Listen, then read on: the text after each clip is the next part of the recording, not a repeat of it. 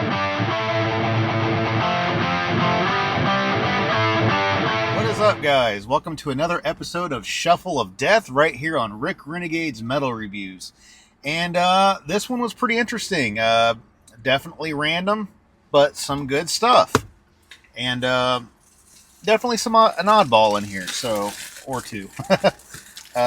So the first thing on here started off with a major bang, but Holy Moses finished with the Dogs.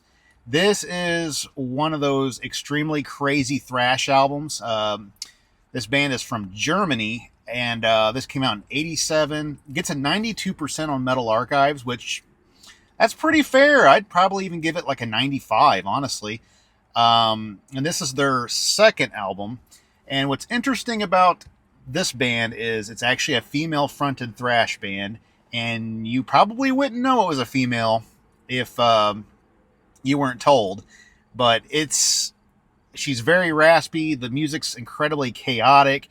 I put this thrash album up there with albums like, among the craziest out there, like Rain and Blood, Darkness Descends by Dark Angel, Razor's Violent Restitution, and albums like that. Among the crazies of the thrash. It is just a bundle of energy. And even the slow songs, like sometimes a slow song on an incredibly thrashy album can feel like a drag if not done right. But not here. Actually, the slower songs are actually very interesting and even have a bit of an eerie vibe to them. I don't know. It's a really, really great thrash album. And I totally recommend it. So from start to finish, this one's a real fun one. So I'm glad I got to pick that one. I need to fix my case. Gosh, I got so many cracked cases, it's ridiculous. Next, this one's an oddity. Again, back to the Gravestone family again. It's picked an album from the same guys twice. The last time it was 48 Crash, but this is actual Gravestone. And so far it has not picked the Gravestone albums that they're known for, but whatever. So this does not look like your typical Gravestone album, and it's definitely not your typical. So this was actually their first album. It came out in '79, and there was no reviews for this one on Metal Archives. And this is actually I might have just said it, the first Gravestone album. So they started off not as a heavy metal band, but more of a sort of a prog rock sort of band with, it's almost more of like a jam session more than anything. And this isn't quite the sort of thing that I would normally listen to on a regular basis, but I'll be honest, I haven't really listened to this album a lot, but going back and listening to it again, it was actually kind of fun.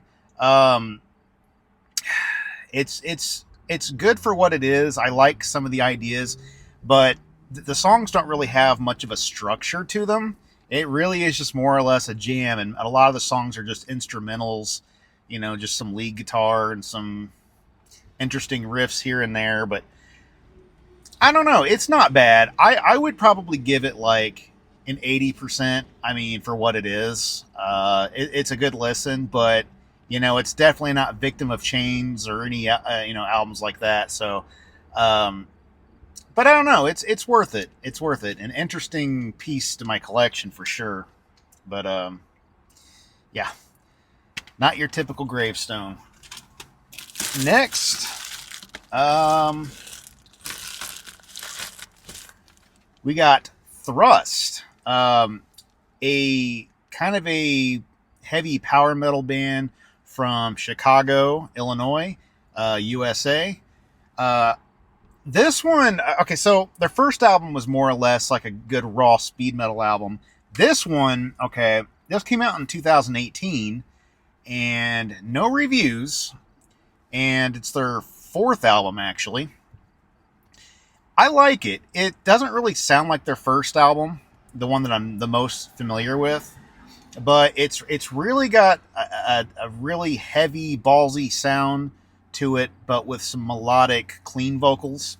Um, it's pretty good. It's not one of those albums that sticks with me for a long time, but it's a good listen. I mean, it definitely is. It's fun. It's worth it. Um, and funny enough, I actually didn't go out and buy this CD.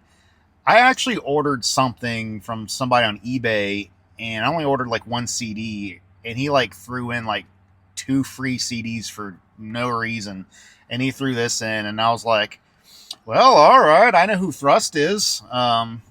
So yeah, so it's pretty good. I wouldn't put it in the essential pile, but it's definitely worth it. But I would honestly start off with their first album from the '80s. That one is that one's my favorite, but that's just my style. Next, we have one of my personal favorites, an obscure one here. From Germany, we got Noisehunter. This is their. So this album came out in '88. This is not fair. 69% on Metal Archives. Not fair. But this is their second album. And this is kind of a speed power metal band, sort of. With some heavy metal, traditional metal influences in there, too.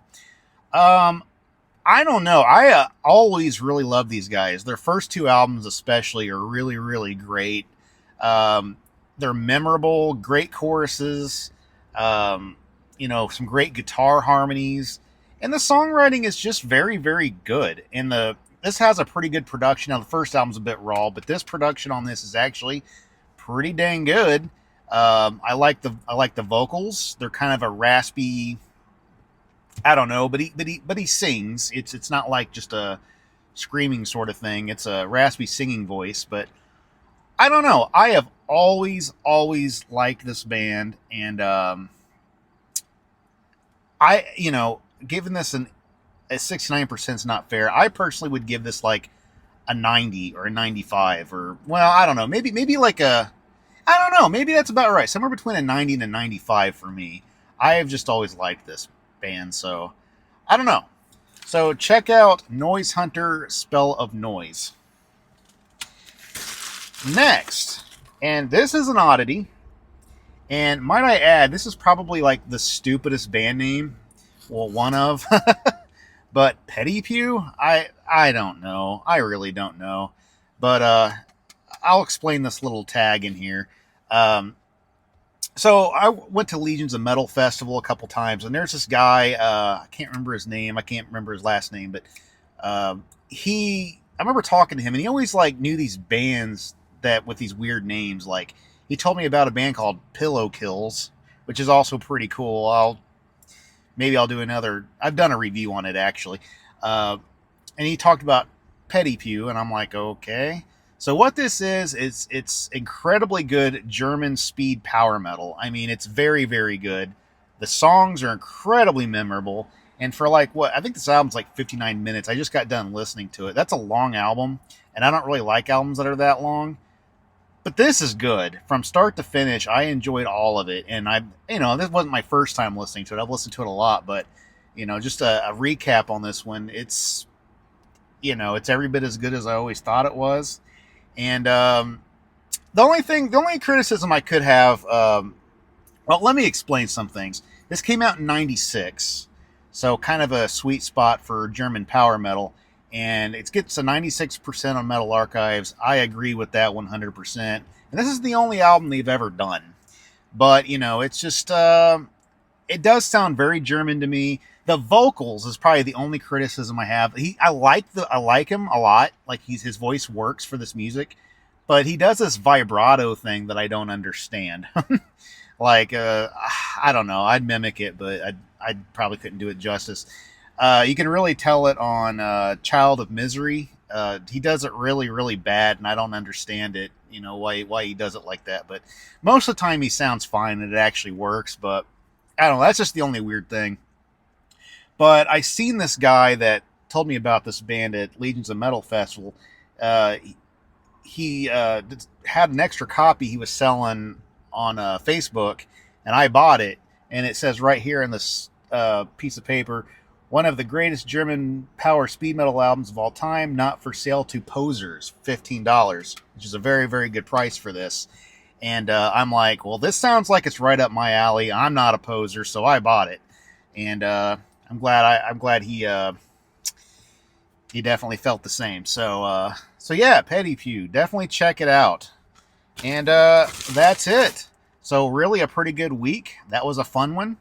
So if you like this video, like, subscribe, and and if I had to pick a favorite out of all of these, that would be hard, because I really like the Petty Pew and the Noisehunter.